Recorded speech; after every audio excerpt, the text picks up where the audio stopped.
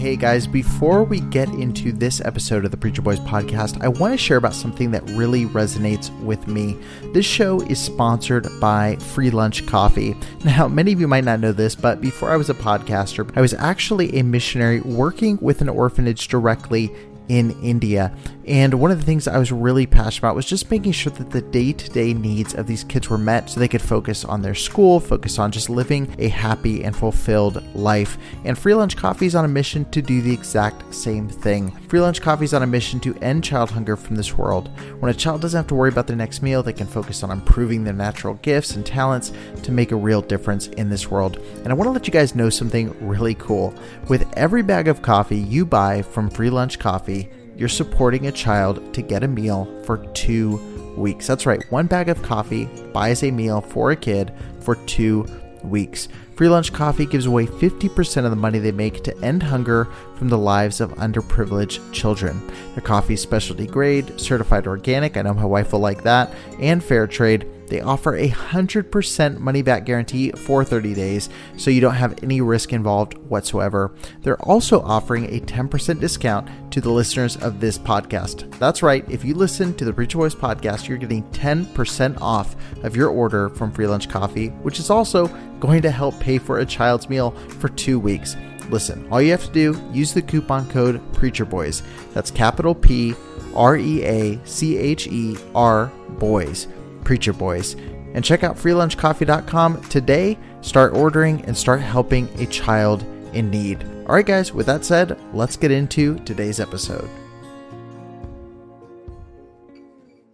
Hey guys, before we get started, I want to remind you that this episode of the show is brought to you by the Good Story Podcast.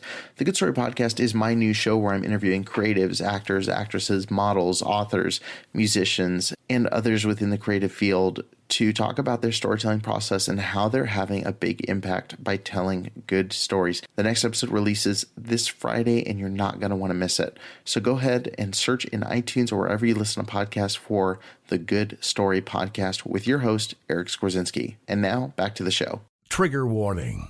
This podcast contains descriptions of various abusive situations. Listener discretion is advised. You are listening to the Preacher Boys Podcast, a podcast shedding light on decades of mental, physical, and sexual abuse within the independent fundamental Baptist movement. The testimonies shared on this podcast are told from the personal experience and perspective of the survivors. Not all legal outcomes are known or final. Any suspect is presumed innocent until proven guilty in the court of law. To find more information about the Preacher Boys podcast and upcoming documentary, visit preacherboysdoc.com or connect on Facebook, Instagram, or Twitter with the handle @preacherboysdoc. Now, here is your host, Eric Skwarczynski. Hey, what's up, guys? Welcome to another episode of the Preacher Boys podcast. I want to thank you guys all once again for tuning in. We have a great interview today with Ashley Ruiz. Ashley is a former member of Faith Baptist Church of Wildomar, California. This church has a long history of sexual and physical abuse and currently actually has 4 lawsuits against it right now. And so that interview is actually really helpful. She sheds a lot of light about the abusive environment within the church and the school, and I think that interview is going to be really helpful. But before we dive into the episode, I just wanted to share an update regarding a very important case. A lot of you are already probably familiar with Cameron Giovanelli. He's a former pastor of the Calvary Baptist Church in Dundalk, Maryland. He engaged in a relationship with a minor. He confessed as part of a plea deal, and as a result, ended up facing only 90 days in the county detention center and 5 years of probation. Well, unfortunately, I'm sad to report that he was released after serving only 51 days in jail. This information came out today, and it's just a very sad. It's just a very sad thing that the justice system didn't even make a guy who committed such a heinous crime serve more than 50 days. He barely served half of his sentence. And I just think that's really disrespectful to the victim involved, because it just sends out a message to every other abuser to say, hey, the consequences for this are not that great. And it sends a message to victims that justice is really not going to be carried out the way it should be. And the thing that's extremely disappointing about all this, of course, is the reaction of major independent Baptist leaders. Alan Domel, his Twitter handle is @OldPastJournal. He decided to tweet around the exact same time that this information came out. I'd much rather be in the restoration business of restoring fallen lives than to be a wrecking ball that destroys fallen believers. And then, of course, Bob Gray Sr. decided to jump in as well and speak out about this topic. He didn't speak directly about it, but he did make kind of a slight that it was toward his son. Bob Gray II is speaking at a conference with Stacy Shiflett, who's been a very outspoken IFB pastor when it comes to abuse. And Bob Gray Sr. tweeted about the same time that the news about Giovanelli was released, an image that says negativity is a choice, resentment is a choice, anger is a choice, revenge is a choice, optimism is a choice, compassion is a choice, forgiveness is a choice, empathy is a choice, how we live our one given life is a choice. Choose wisely. And he added the caption on there, avoid conferences that are opposed to restoring the fallen. We need more soul winners, not more Pharisees. And it's very clear with the timing of these tweets and tweets in the past that these are guys who still support Giovanelli. They still reject the testimonies of the victims, and they don't want to speak out about sexual abuse in the IFB. And so it's just disappointing. And I don't know what else to say at this point. Is these cycles of abuse keep happening for a reason, and I think that reason can be found, quite simply with a lot of the attitude of leadership within independent Baptist churches, and unfortunately, I think also with the way the legal system handles these cases, and the fact that a man in his 30s can use his position and manipulate a sexual relationship with a minor is met with a 90-day slap on the wrist and 5 years of probation is pretty disgusting. And the fact that there are guys ready to welcome him with open arms is disgusting as well.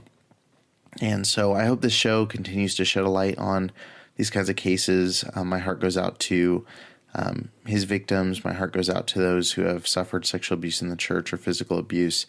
I just want you guys to know that we're still standing with you guys, and it's just unbelievable what's going on with this case. But I wanted to give everyone an update in case you hadn't seen that on social. I just wanted to add this to the podcast just to give you guys a quick update. I know if you're listening to this is recorded February 26, 2020. So if you're listening to this way later down the road, this might date the episode a little bit, but I think it's too important to leave out and to not acknowledge in this episode. But I do want to go into the normally scheduled interview. I sit down, like I said, with Ashley Ruiz. She is she's an ex-member of the Faith Baptist Church in Wildomar, California, with Pastor Bruce Goddard, and so many amazing stories, and it just the insanity of that church and the amount of abuse that's happened in such a condensed period of time is really, it's just incredible. And so I think you guys are really going to enjoy the episode.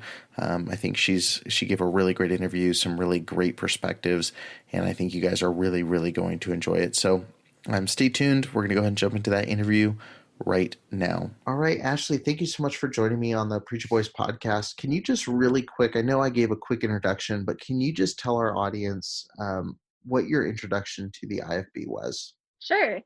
First of all, thank you for having me. I'm super course. excited to be able to continue getting the word out there. I started going to Faith Baptist Church in Wildomar when I was about 8 years old. And I was actually reached through the bus ministry. I was sitting outside. I had spent the night at a friend's house up the street from my own house, and the bus came by to pick them up for church.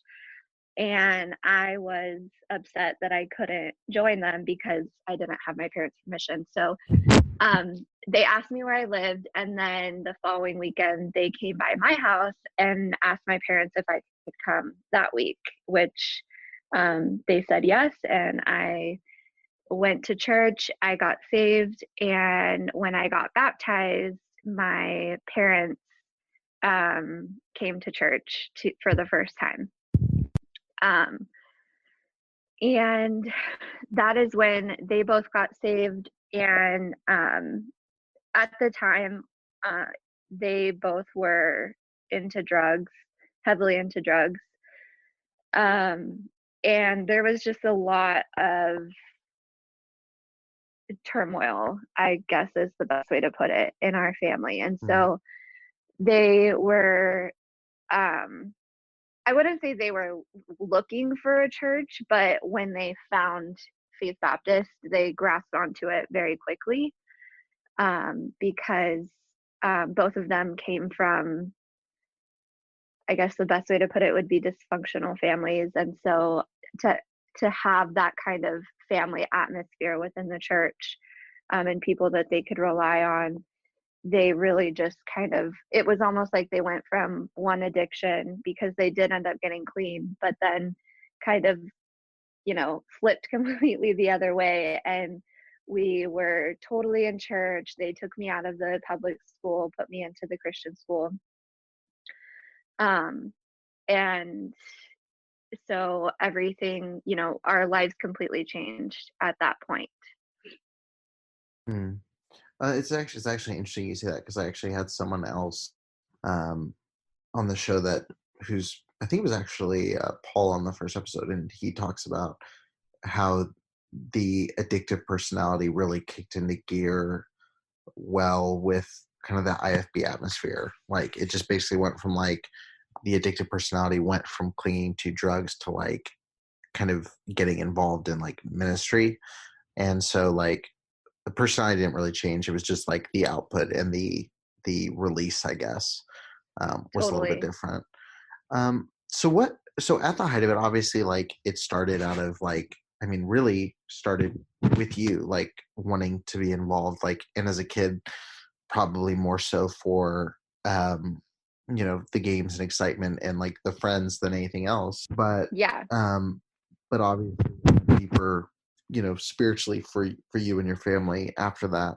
So like at the height of the kind of spiritual excitement, or I use the word on the show a lot, like buy-in to what they were teaching and sharing. Like, if someone asked like, hey, tell me about you, or tell me about your church, like, how would you have described it at like the height of the positive experience with it? Interesting question. I think that, so I don't even know when the height was, because it all changed so quickly. It was like, No. things went from being so bad to, like I said, completely switching. My parents bought in very quickly, and they were both Sunday school teachers. My dad was a bus driver, worked in the nursery, went out soul winning. I was in the teen choir as I got older. So I guess, um, the way that we would have described it, probably, and I kind of already said this, but would be just like a really family atmosphere. I think my parents really tried to make it sound a lot more positive than it really was. Well, I think that at the time they actually believed that it was a lot more positive than it really was, because in their Right. minds, they weren't doing drugs anymore. And the church was pretty much the primary, if not the only reason for that. So, Right. um, I think when, they would describe it to our other family members, it was just like, a good example that I can give is, my brother got sick when he was in kindergarten, and he was in the hospital for several weeks. And the sickness that he had actually caused him to become paralyzed temporarily, and he had to learn how to Oh, wow. walk, talk. Um, he couldn't read yet, but whatever he had learned about that so far, he had to relearn everything. And I just really remember, the church did rally around us, and people were providing meals and helping take care of us kids, and, getting us to and from school and things like that. And so I think that my parents just always focused on the positive, because, like I said, it was so much better than what it was before in a lot of ways. But it kind of overshadowed. I think it made it easier for them to ignore or not look close enough at the negative things that were going on. Right. And so when you say it was quick, was it a quick drop from the high as well? Or like how many years were you in the movement until like you first noticed like, hey, something's not quite right? So that's kind of the meat of my story, actually. Okay. um so we were in the church. So I started, like I said, going when I was 8, and you actually hit the nail on the head. It was because the main reason I wanted to go was because it was Goldfish Sunday. So I really didn't know what And I was getting into. and for listeners who don't know what that is, can you explain what that is? Because that's a pretty common trope among bus ministries and youth groups, but there may be some who haven't had the great fortune of experiencing one of those. What can you explain what that is? Yeah, of course. So at our church, I don't know if it's the same everywhere, but Goldfish Sunday was when every kid that rode the bus got to take home their own goldfish. But there was also other things, like the bus workers would eat live goldfish and just I mean, it really, looking back, it was pretty weird, but Right. that was kind of the main thing, was that I wanted to get a goldfish. Right. So now that that was just a detour I thought would be helpful for some people. That is a really weird thing. That's pretty common. But so you got your goldfish. You were 8 when you first went, right? Yes. Okay. So, Eh, um, sorry.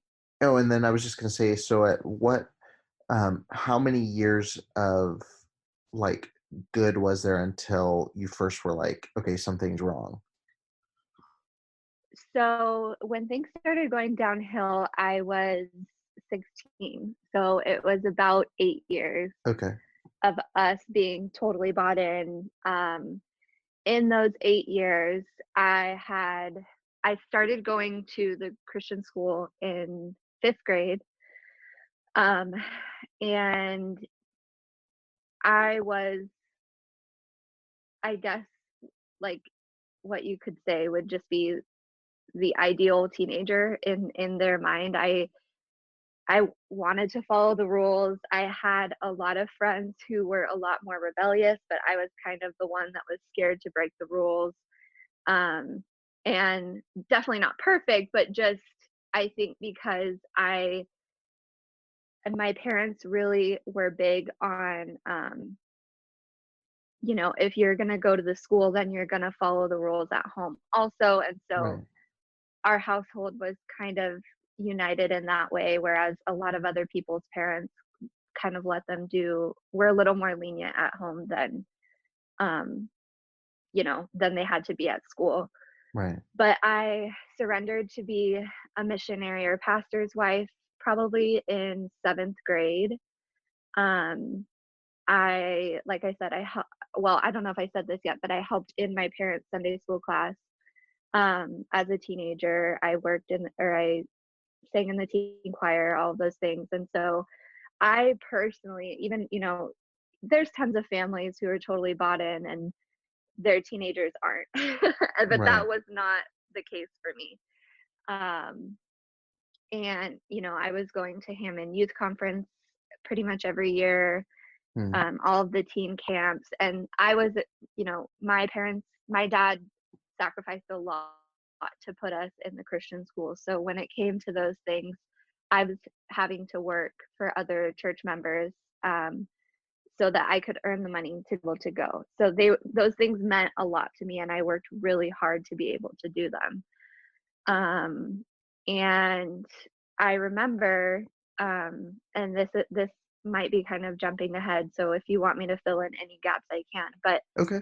um, probably when I was about 15, another girl and my dad was also a deacon, Okay. and another deacon's daughter who I was friends with and would, go over to her house once in a while, brought up the subject of MySpace. And I had never even heard of it because I didn't even have a cell phone. My parents were pretty strict. And we started talking, and she said, "Oh yeah, me and my brother both have one." And so I was like, "Okay, this sounds cool." So I went on and I made myself a MySpace, and then eventually, there were several teenagers in our school that all had MySpaces, and there was no rule in the rule book that, as far as I know, that said that MySpaces were not allowed. It was talked about in church, Right. but it wasn't ever, it wasn't something that I was aware of was totally against the rules. Okay. And now, to be completely honest, though, there was, I was listening to quote unquote bad music, and MySpace had bad music on it.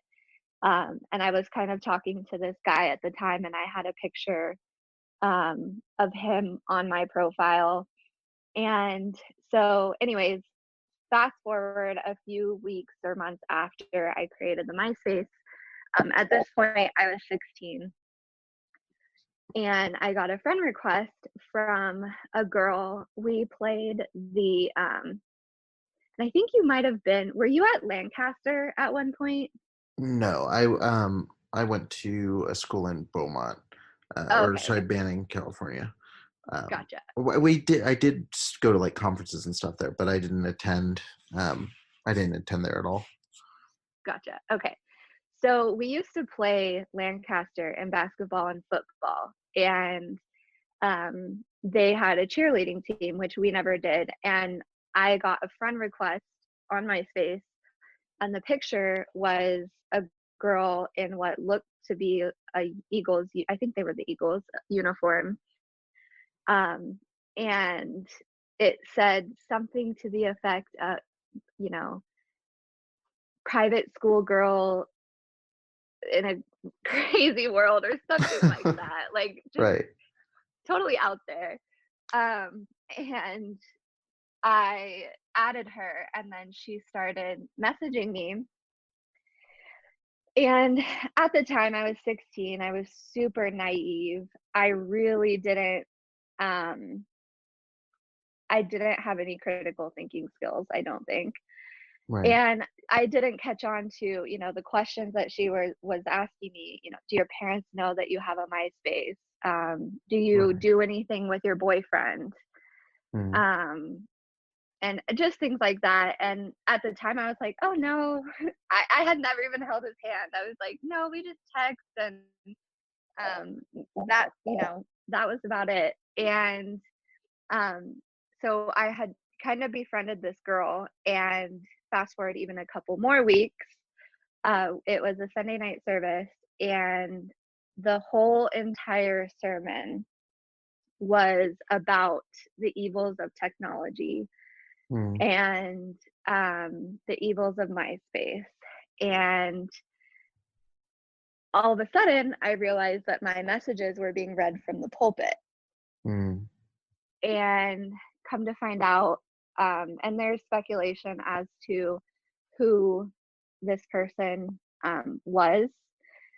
We've been told that it was the principal of the school. I can't, of course, confirm that for sure. I have a couple other people that I know worked like in the computer lab at school, and so I don't know exactly who it was, but it was a grown man that was talking to me. I do know that, Right. and asking me all of these questions Right. and giving that information to the pastor. And something important, well, I'm kind of jumping around, so I'll kind of finish this piece and then I'll go Yeah, back that's fine. and kind of give context. But so Pastor Bruce Goddard is the pastor there, and he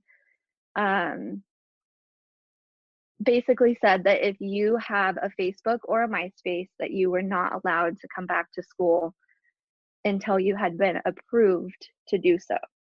Hmm. And so I didn't go back to school the next day. And from what I learned, it was me and only one other girl. And he said from the pulpit that he had a list of over a dozen kids that had at least one or both. And from what I learned the next day, only me and one other girl were the ones that did not end up going to school that day. Uh-huh. And I ended up getting expelled, and I was the only one that got expelled. Hmm. And I was so confused because I didn't, there was nothing different about my MySpace other than having a picture of this guy on there, you know. Right. But in terms of like the music, like everybody had songs on their profile, and what they ended up doing was taking a bunch of screenshots or, you know, images or pictures of Right. my MySpace and printing it out, and then asking my parents to come in. That it was the day after the sermon, Yeah. asking my parents to come in and sit down and talk to them. And they went over everything, and there I had pasted some copy and paste, you know, it was something like, if he loves you, he kisses you on the forehead. If he likes you, he kisses you on the cheek, like something stupid like that. And Right. it was a copy and paste, and one of those things at the end that said like copy and paste unless you don't want love for the rest of your life Right. or something like Right. that. And so they had put that on there, or, you know, printed that out and showed that to my parents. And again, none of these were things that all of my friends that I was friends with were not also doing or posting. Right. Um, and then they also had all of this to say, they were really kind of grasping for straws here. They were trying to find something so terribly wrong with my profile. And it wasn't until actually last year that I, you know, was talking with an advocate of church abuse or for church abuse, and it kind of all clicked why this all happened. But which I'll get into. But they also pointed out, they said, your daughter is talking to some random 22-year-old guy, and little did they know that was my cousin. And so just a lot of things that really didn't make any sense. And Right. I remember when my parents came home from that meeting and told me that I had gotten expelled, they weren't even, I mean, speaking specifically about my dad, he wasn't even that mad at me. And I think it was because he didn't really understand either, like Right. why is this happening? Um, and so to rewind and kind of put it and, you know, give more context, when I was in 7th or 8th grade, my mom was having a lot of problems with her health, and she was having a lot of neck and back pain, and she ended up having surgery. And after that surgery, she fell back into addiction, and she was addicted to opiates, narcotics, and it was really bad. Hmm. And it had gotten to the point where, you know, it was obvious to people at church. And she went to, the church had something called RU, Reformers Unanimous, and it was kind of like an AA, but also very different. And it really didn't serve as anything for her other than a way to connect with other addicts, because these were just volunteers in the church that were um, hosting this program. They weren't licensed professionals. They had no experience working with addicts and helping them. They were basically just throwing the Bible in their face and making them feel more guilty, if anything. Right. Not to say that there hasn't been success with that program, but Right. it definitely was not a positive thing for her, because it got to the point where there were, I would say, 3 women in the church that she would go to on a regular basis to get medication. Mm. And so, you know, it dawned on me when I was speaking with this advocate last year, and she really she also went to faith, and so she knew a lot more of the background, and she kind of put it into perspective for me. But it had gotten to the point where my mom was a liability at church, Mm. and they As far knew as their that. reputation, or Yes, as far as the reputation, because she couldn't be helped in their mind. Um, and just as far, I mean, for whatever reason, even though things had gotten so bad, they never asked her to step down out of her Sunday school class, mm. which that's a whole other issue with that church. And, there's no type of screening or anything Right. done for their Sunday school teachers. And also, one thing that was interesting was that my parents taught bus kids, and it always seemed, now looking back with other people who have left the church, they seem to put the troubled people, I guess would be the best way to put it, over the bus kids. Right. And which is just, and I was a bus kid, so even though I became what they call drive-in, where I came with my parents, you know to think that they valued those kids less than the kids of key members of the church is just heartbreaking. And why do you think there was that kind of, like, I don't know, difference in how they viewed, like, or I guess kind of like a caste system type setup? Like, why do you think there was that lack of value over that group? I think my opinion might be a little controversial, but I don't think that the bus ministries, I don't think that they view the bus ministries, how do I put this, as a way of helping people. I think that they view it's all about the numbers. It's all about how many people they can get on the bus. Right. And there are, I want to be clear, there are good people in that church. There were when I was there, and there still are good people there.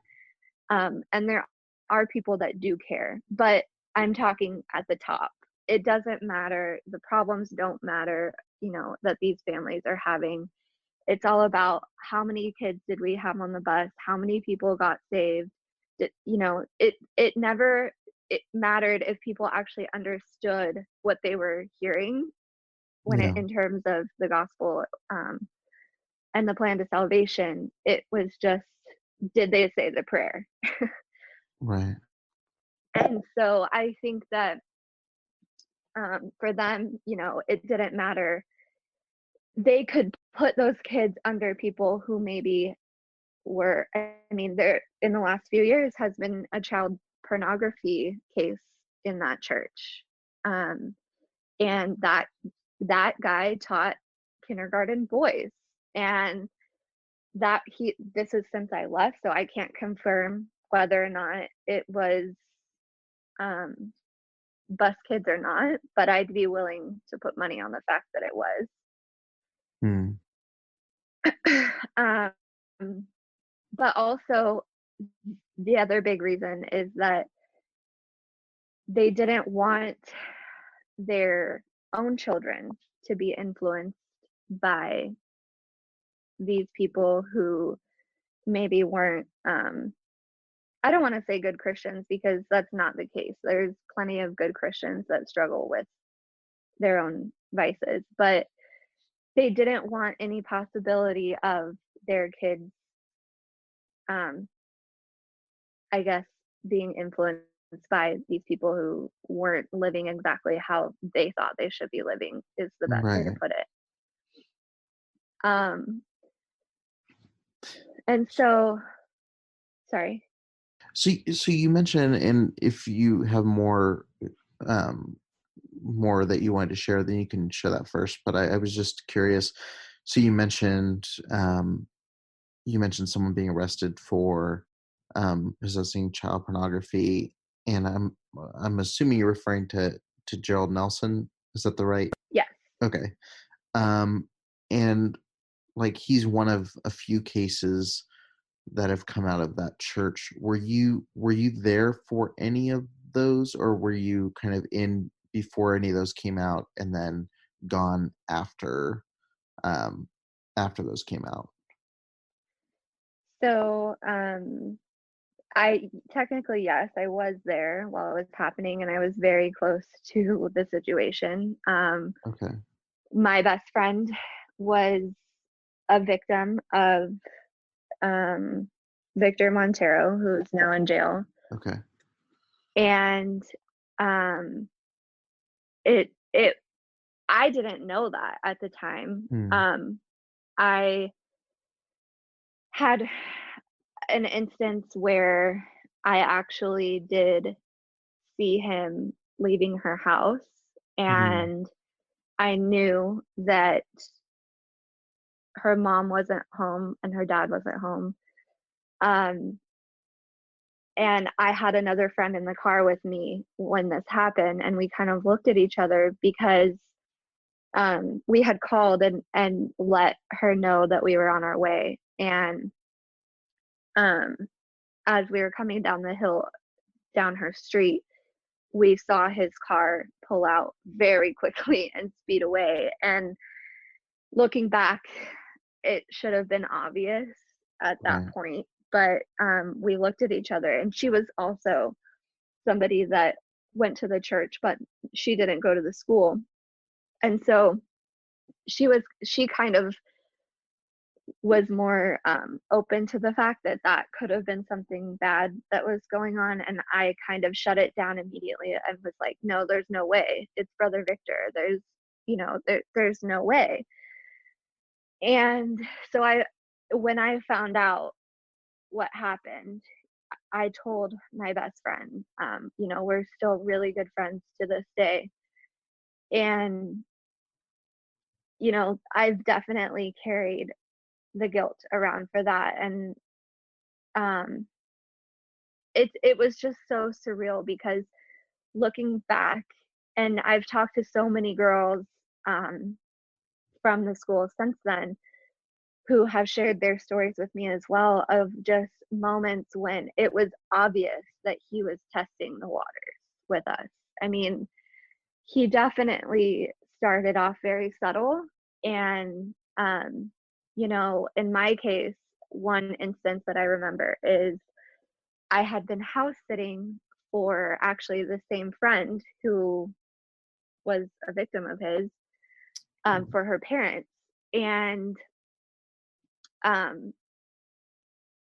he was very close to their family. And so he knew that they were out of town. And this was actually after I had left the church, or I would only go maybe every once in a while. And he sent me a picture of the purity card that I had signed at Hammond Youth Conference one year. And at the time, again, I just thought, oh, he's just trying to remind me, he probably thinks that I'm off doing things that I shouldn't be doing. And he's just trying to remind me to, stay on track. And looking back, I mean, it just feels so obvious that he was trying to see what I would say, like, in terms of like, well, that went out the window or something like that, to see if it would open a door and allow him to do what he wanted to do. Right. And then there were other instances just of, I actually talked to a girl recently who said that he would always rub her shoulders or, kind of one of his things that he would do is he would kind of like punch you a little bit, like, but it was more of like a flirtatious, like punch in the shoulder, kind of like Right. just really weird. But looking back, we all were so accustomed to it, we thought nothing of it. Right. So to answer your question, yes, I was around for that, but it wasn't clear to me at the time that any of that was happening. Did anyone and maybe you wouldn't have seen or heard of this, but was it something that you noticed anyone else in the church picked up on? Did adults ever say anything, or even parents, like, or was it just kind of like just so accepted that it just kind of went by on its own? In terms of Victor, it was it was mainly just accepted, and he Mm. was looked at like everybody looked at him like he's just so good with the teenagers. That and even after all of this came out, people were still saying that, like you can't forget all the good he did. What? And oh yeah. Oh yeah. There was, I think it was the Spanish pastor that said that that we can't forget how many lives, or we can't forget how many lives he's touched. And they Quite just literally. You know? And exactly. it's Yeah, like, yeah, but that's such a weird, like, and I hope that it didn't at all come out flippant, but like that's such a weird thing to say. Like, it's such a weird, like, remember all the people he was really nice to. It's like, well, yeah, he was trying to groom people. It's such a fundamental misunderstanding of like maybe he's spending a lot of extra time with teenagers because he's trying to do something. You know what I mean? exactly. Like it's Yeah. just a backwards way of thinking. And it's like it's just that's such a weird statement to make. And it totally misses the point of like how abusers function and work. Yeah, exactly. And I think that is really the culture in the church right now. The people that are still there are, I had, I know that somebody reached out to my friend and basically, you know, asked her if the pastor wasn't there, if they would drop the lawsuit. Mm. And I'm referring If to, Bruce Goddard wasn't there. yes. Okay. Um, I'm referring to the 4 negligence lawsuits that are out there right now. Right.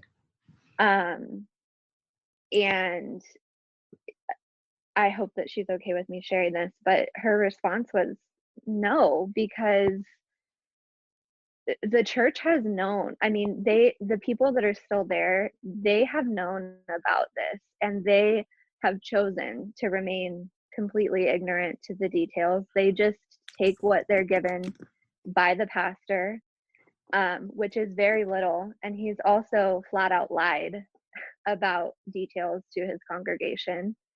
And I mean, there's videos of it, of him at the pulpit saying that he wasn't given information until X date, when in Right. fact he had been given information months before that.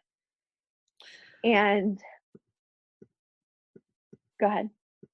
I was just gonna say it really is like it's that mindset of, it takes a village to raise a child, but like it also takes a village to abuse one. And like regardless of whether, like, and like you said, there's gonna be people who had no idea this was going on, good people, but like it would be incredibly difficult for no one to have any inkling of something, even if it's just a weird gut feeling. Like a lot of people had to suppress understanding or knowledge of what was going on in order to allow him to keep doing what he was doing. And, Totally. and I definitely think like, I try to be careful with like making like assumptions on the show, but like it just seems from the stories I've heard from victims, from like just the statements put out, like it just seems like, especially with like the main leadership, that there was a lot more understanding of what was happening than is being let on. 100%. And especially with these particular cases, I'm not sure how familiar you are with the negligence lawsuits that are out there right now. I'm not Um, incredibly familiar with it. The people involved I haven't gotten to really speak to yet, so I'm not super familiar. I'm aware that they're there, and I'm aware that they're filed up against the church, but I don't know much regarding the specific details. so my friend was, I think, the second. She was one of the earlier ones to come forward. After that, I mean, there's only 4 negligence lawsuits, but there were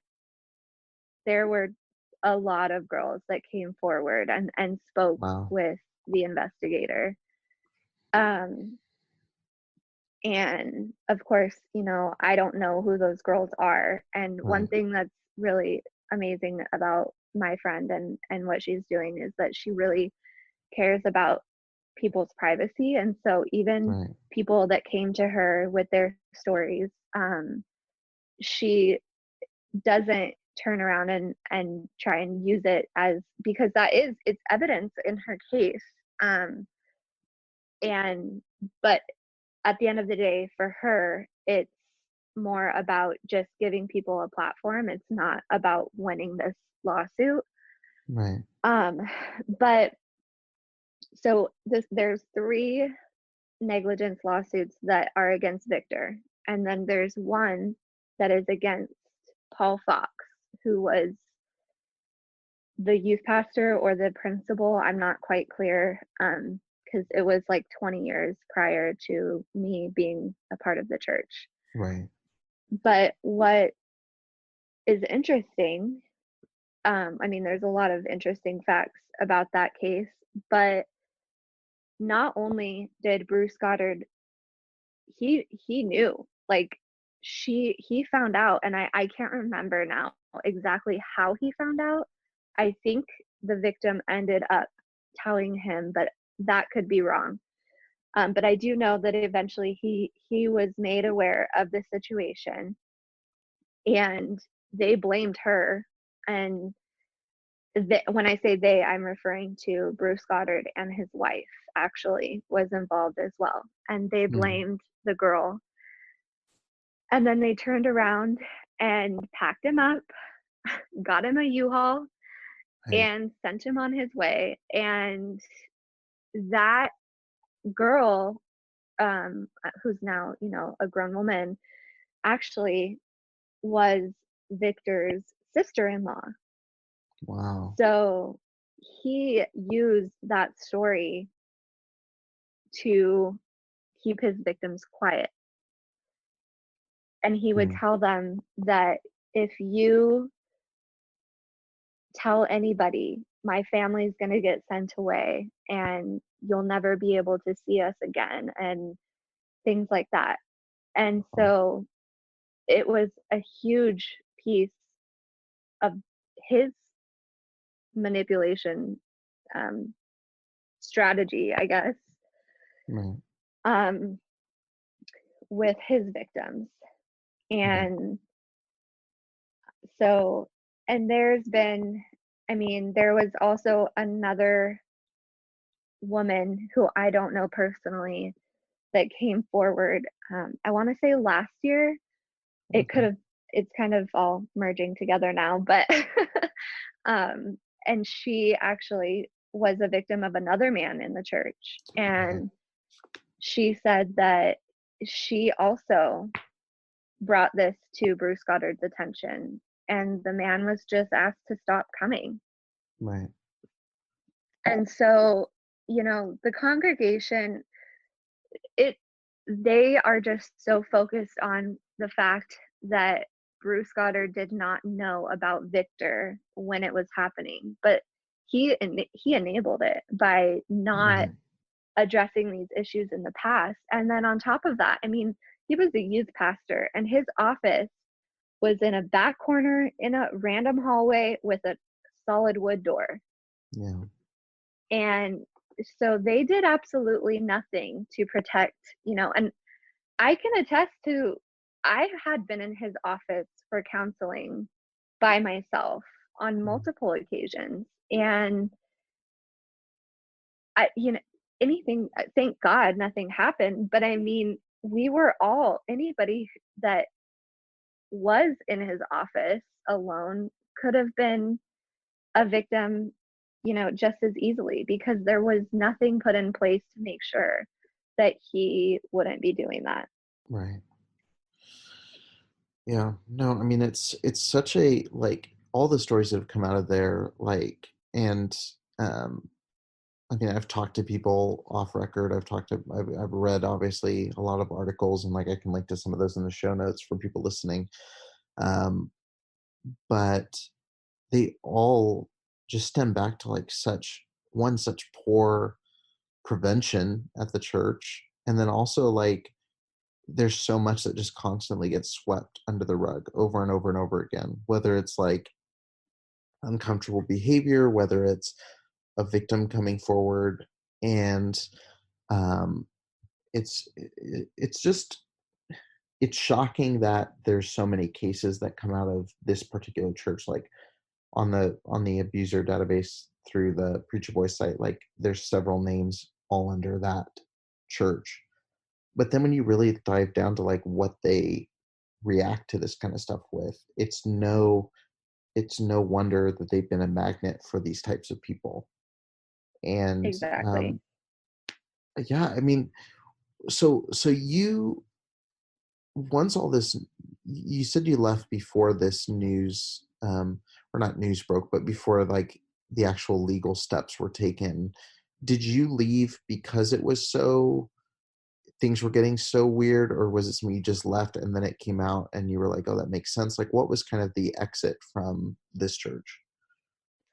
Well, after I got expelled, so my own story is more about spiritual abuse than physical abuse, because even to this day, I struggle with knowing exactly where I stand on my own beliefs and religion and faith. But after I got expelled, I mean, the rumors started flying. I was pregnant, apparently. Um, other things were being said, and obviously none of that was true. But um, it slowly started to get to me, and I saw the way that people looked at me. Um, I thought actually that I was going to get expelled and then be able to go back for my senior year. So I started doing paces at home, which is just, like a Christian homeschool curriculum type thing. Right. Um, and I really wanted to be able to go back. But then it slowly just, I started to feel like I didn't fit there anymore.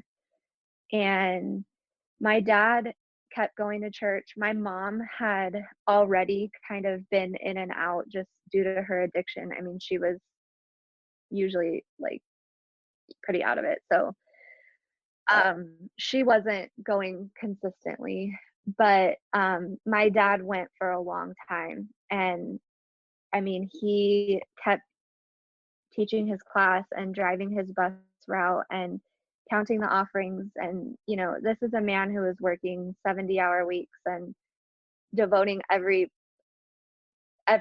other bit of time that he had to the church, basically. And like I said, it just kind of started to feel wrong. And so I slowly stopped going, and then eventually the rest of my family slowly stopped going. And I think that's kind of why when when I was told that it was due to my mom's addiction that it all kind of clicked for me, because I was sort of the glue that kept my family there. Right. I was the one that started going, and then I was so gung ho and I wanted to go to Hiles Anderson. And I look back and I'm so grateful that I did that I didn't. Right. And so, everything definitely happens for a reason. But and I'm maybe sidetracking now, but it wasn't that I necessarily caught on to any abuse. And I didn't even recognize it as spiritual abuse until recently. And the one thing about all of these sexual assault cases that have come out is that they've also opened the door for people like me and lots of other people with their own stories who didn't understand why they were so hurt and so bitter. They knew, like I've always known that the church affected me, but I didn't quite understand like why it hurt me so badly, everything that happened.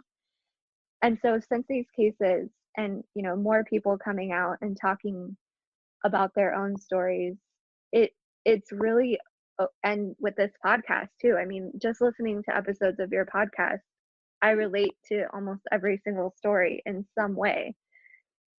And so I think it's really important to recognize. I mean, obviously the sexual assault cases are huge and Right. should be talked about, but there's so many other kinds of abuse that is going on within IFB as well. Well, and the physical and sexual abuse doesn't happen in a vacuum. Like there has to be a emotional or spiritual foundational like flaw that either enables it, covers for it, or produces it. And I think we're seeing more and more with these cases that there needs to be some question about like, is there something producing this? Like when a church has 3, 4, 5, 6, predators coming out of it, at a certain point you have to say like, what is the church producing? Or what is it fostering? And unfortunately that's where a lot of conversation breaks down, is that when you suggest that maybe it is the theology, maybe it is the philosophy of the ministry, then people say you're attacking. And it's like, well, maybe we're just trying to figure out why this keeps happening and why these people like feel so comfortable in these environments. Because it's said over and over, it's like, it's about as cliche as saying thoughts and prayers for someone is there's nowhere someone should feel safer than a church. And Right. that's true, but like that's one of like the most uncomfortable places to be. And I think that there really has to be a question of like, why has Faith Baptist Church of Wildomar, California produced so many of these cases? And why are the people who are leading the church not coming out full force saying like, this does not represent us? Instead, it's think of the good, ignore the bad, and just hope and pray it doesn't happen again. Yeah, totally. That's such a good point and a really good way to look at it. And um, this again may come off a little controversial, but I I don't can assure you that it's not more controversial than the last few episodes of the show. so so I just don't want to ruffle any feathers, no, of but course. I I don't think that I think that Bruce Goddard probably started off with good intentions. I'll give him the benefit of the doubt. I think that even though he's a branch off of Jack Hyles' tree, um, I don't think I'd like to hope that he didn't start off this way. But I truly believe that now it's all about the money. And that goes back to the numbers. And of course, the numbers of the church don't, when it comes to like bus kids and stuff, don't necessarily tie directly to his paycheck. But when you look at it from a standpoint of someone like me, where I was a bus kid, where my parents were brought into church via that avenue, and they became tithing members. And when I say that my dad sacrificed to put us in the Christian school, he never missed a tithe check. And I saw him drop it in the plate every single week. And so I truly believe that they've been having the same building fund since, at least since I was in 5th grade. I think it even started before that. I'm pretty sure it did, but Right. I can attest to the fact that the building fund started when I was in 5th grade. I'm now 28. I was 10 at that point. So it has been 18 years of them raising money for a building, and they have a concrete slab. Hmm. And Bruce Goddard makes 6 figures. He takes home a lot of money. Right. And, he and his wife drive nice cars, and they're gifted.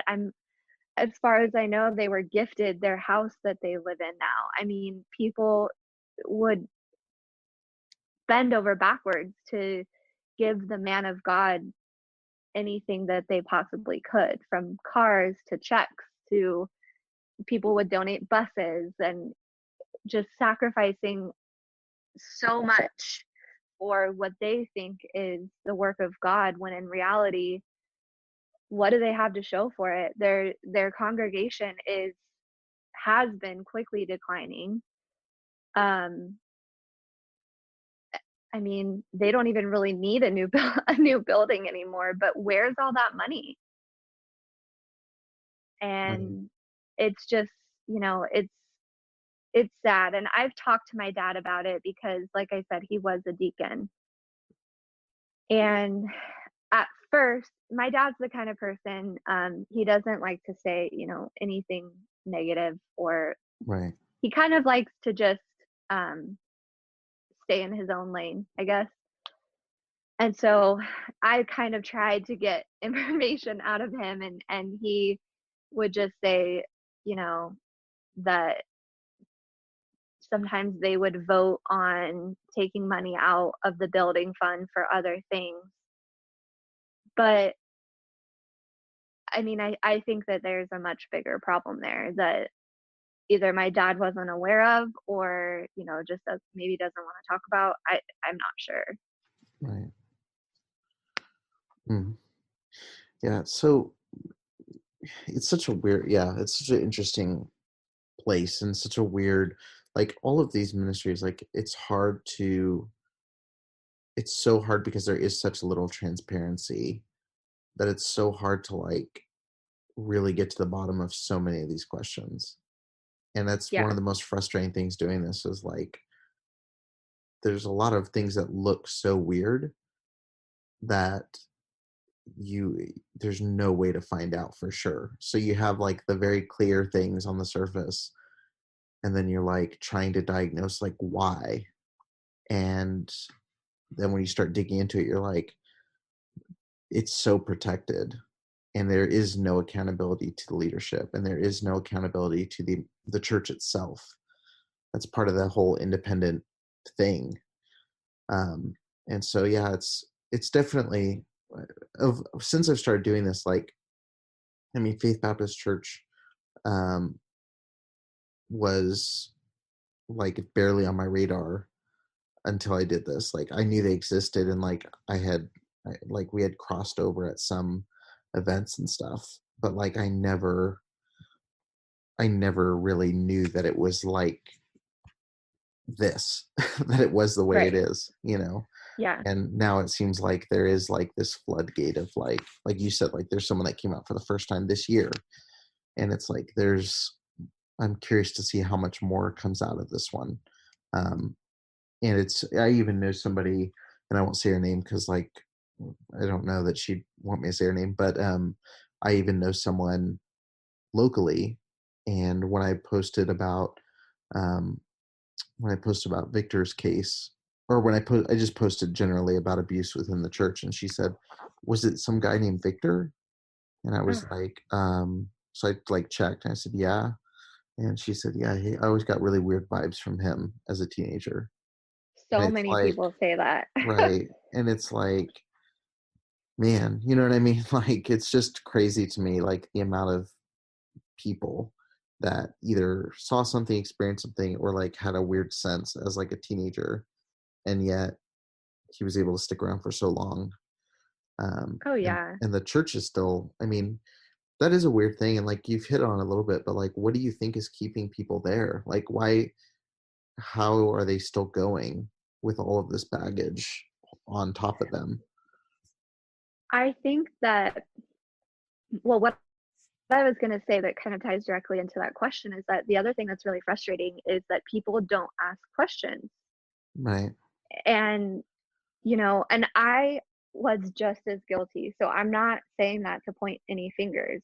I saw Right. Victor pulling out of her driveway and didn't do anything about it. So we all have made mistakes when it comes to these situations.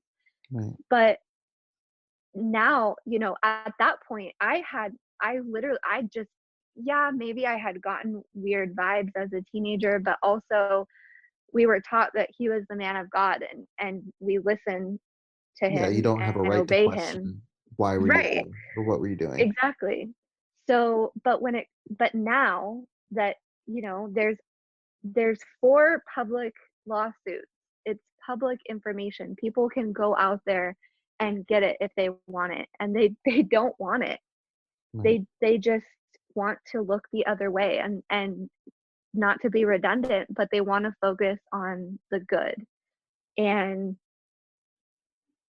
it, I just it's really sad because there's I don't really have any close, I mean, I'm not close to anybody there anymore, but there are people that are still there that I was close to at one point. And I know that they're smart people, and I know that they care about other people, but I can't figure out why they won't ask the hard questions. And there's even been people around my age who have said that if Pastor Goddard doesn't do this, then we're going to leave the church. And, Right. he still hasn't done whatever this was that they referred to, and they're still there. Yeah. And I don't know. I mean, I think people are staying because it's a security blanket in a way. Like, it's where they feel comfortable, and it's scary for them to go to a new church or be out in the real world. And like, I know that the reason that I decided not to try and go back my senior year was because I ended up getting into beauty school while still being in high school. And so I um, started doing that. And for anybody that's familiar with beauty school, I mean, the culture there is very different than Right. a IFB church. And so I started rebelling a little bit, and, um, drinking and smoking and things like that. And I, um, I lost my train of thought, but I don't know why people could still stay there. I don't have an answer for that question. And it's honestly one of the things that is so frustrating to me because, like I said, there are still good people there. And I really do believe that. I don't think they're making good decisions. Um, but hopefully they will see the light and Yeah, well, make I a mean, change. hopefully the more coverage that comes from like even this show and like with the lawsuits, and I know, with so many of the people that have left are being so vocal, and that's really cool. Um, I mean, hopefully it raises a lot more awareness, and like, I mean, at a certain point you can turn the light so bright, like there's no excuse to stay. Right. No excuse for a place like that to still be operating. And so, yeah, hopefully this can help raise some awareness toward that. I guess my last two, and you kind of answered this question a little bit, so you don't have to spend too much time on it. But um, what would you say to anyone who is still there, and is like either scared to leave or justifying that they're still there? Um, what would you say to someone still staying in the pew? And then I guess just on the back half of this question, do you think there's hope for the IFB as a whole, or do you think this church is an anomaly, or do you think that there's something wrong, like foundationally, with the movement? And then I guess that would be like the two questions I'd be interested to hear you answer about that. Sure. So, in terms of what I would say to anybody that's still there, um, I don't know if it's like this in every church, but I do know that Bruce Goddard was very good at making us feel like, and I think it is this way in every IFB church, making us feel like the rest of the world was pure evil, and that anybody who was not in an IFB church was of the devil, basically. Um, and what I want people to know is that there are amazing Christians outside, and people in general outside of IFB. There are people who don't drink, don't smoke, don't party, I mean, read their Bible, they serve God, they go on missions trips. I mean, there are and I've seen this more so in the last couple of years as my heart has softened a little more. Um, but God is not what they teach him to be, at least at Faith Baptist Church. And I understand that now. Right. And I wish that everybody there could understand it, because, like I said earlier, I'm still working on that relationship myself. But even in the minimal relationship that I have right now, it's 1,000 times better than what it was. Right. And so I just want people to know that it's not it's not as scary as they make it out to be. And then in terms of, can it be reformed? I don't think so. I don't think this church is a one-off. I think that there are plenty of other churches out there like that. I mean, we had churches that would come to our summer camps, and I mean, I don't know how many churches would go to Hammond Youth Conference, but all of those churches share similar values, and they might not all be the same. One thing that I found interesting listening to your podcast is every church, because they are independent, kind of has their own set of weird rules, or maybe like a weird rule that is specific to them. But as a whole, the culture in general, I just think that they've gotten, and this kind of goes back to what I just said, but they've just gotten so far away from God and what God really is and what he really wants for us in our life, that I don't think there's a chance. I think that, I mean, I just don't think there's a chance for them to reform. Right. Well, yeah. I mean, is there anything else that you want to add? Is there anything else that you think people should refer to or look into? I mean, obviously, I'm going to link to as many articles and links as I can in the show notes here. And of course, everybody listening, you can always go over to preacherboysdoc.com and look at the list there. It has some links to some of the news articles and such. But is there anything else you would refer people to? Any resources or like news stories people should keep an eye out for, or any other information you think would be useful to the audience listening? I would just say that I wish I was more prepared with specific news articles, but they are out there. If you Google, Faith Baptist Church in Wildomar, you'll see it. It's there. Okay.